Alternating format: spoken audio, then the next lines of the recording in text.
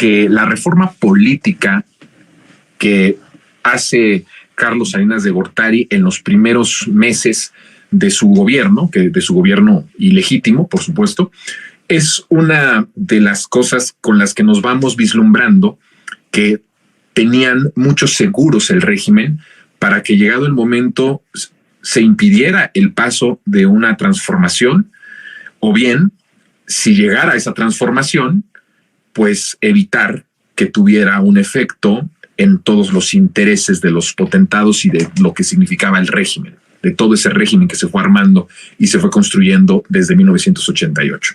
Uno de esos acontecimientos fue que esta reforma política, con un afán mediático de decir que el PRI había sido el que impulsaba una reforma en donde las decisiones constitucionales ya no podían tomarse por un solo partido y tenía que tener ciertos números de lo que se llama ahora la mayoría calificada, y que ya un solo partido por sí solo, por muy poderoso que fuera, como el PRI en ese momento en pleno salinismo, pudiera cambiar la Constitución, y entonces crea la reforma política que pone seguros para que los partidos no puedan reformar la Constitución. Y entonces uno dice, bueno, pues eso es una propuesta hasta democrática, ¿no? Es una propuesta hasta, digamos, demócrata por parte de los salinistas. Pues resulta que esto era mediáticamente hacia afuera, se mostró de esa manera, pero en la realidad, con la reforma política que impulsa Carlos Salinas de Gortari, reforma política que sigue en mucho sentido teniendo cauce en tiempos de la transformación. Por eso el presidente tenía la intención de hacer una reforma política empezando por el Instituto Nacional Electoral, que fue impedido, acuérdense ustedes, por la oposición. Entonces, bueno, llega esta reforma que todo el mundo dice pues es hasta demócrata. De esto de lo demócrata, la verdad les puedo decir que se encargaron muchísimo los medios de comunicación y los intelectuales del salinismo, que son los mismos intelectuales de la derecha que hoy siguen teniendo vigencia porque no han muerto, siguen vivos, ya están, cada vez son más decrépitos. Y no lo digo en función de la edad, sino en la cuestión de la mente y de la visión de país. En ese sentido lo digo. Cada vez son más decrépitos en ese sentido, pero siguen vivos. De eso se encargaron ellos, de que se exaltara esa reforma política como una cosa inédita por parte del priismo, de democratizar, de abrir la posibilidad a la pluralidad de las ideas y a la discusión plural en el Congreso. Y eso fue el engaño de lo que se encargaron los medios de comunicación y los intelectuales.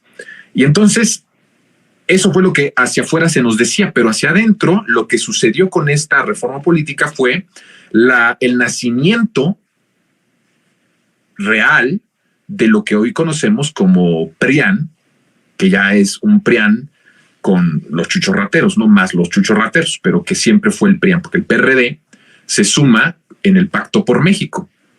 Y eso sucede en el sexenio de Peña Nieto. Pero anteriormente el PRD pues era un partido de izquierda, ¿no? Un partido de oposición.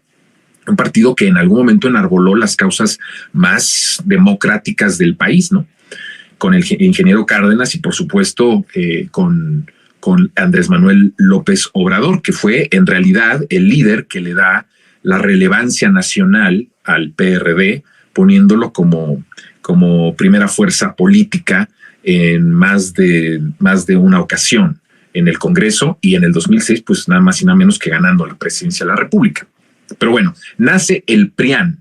Ese es el momento histórico. Si uno puede poner un momento histórico en fecha y en acontecimiento de que nace este binomio del régimen salinista neoliberal, que escoge el régimen, que el PRI y el PAN en unión iban a ser los brazos políticos de este régimen devorador, nefasto, asesino, genocida, pues se escoge al PRI y al PAN.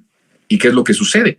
Que la reforma política es en realidad el matrimonio de el PAN y el PRI. Y a partir de esa ley en la que el PRI decía, y los intelectuales y los medios de comunicación nos vendían la idea de que había había llegado la democracia, al menos en la parte de el Congreso, porque ya el PRI no iba a tomar las decisiones por sí solo, ya no iba a mayoritear a los otros partidos o a las otras expresiones, que en ese momento ya había varias expresiones pequeñas, pero importantes. Bueno, sin duda lo que después sería el PRD, pero otros partidos, el Partido Comunista y otras expresiones más, así se lavaron la cara ante ellos. Bueno, ¿qué fue lo que pasó desde 1909 de la reforma política hasta el 2018, que fue el término del sexenio de Peña Nieto y el quiebre, el derrumbe político, ojo, político, el derrumbe político del régimen salinista neoliberal? Pues que de esa fecha al 2018, todas las reformas para saquear, todas las reformas que protegían la corrupción, que protegían los privilegios, que saqueaban, que era en contra del pueblo, en contra de las mayorías, fueron aprobadas por PRI y por PAN. Todas.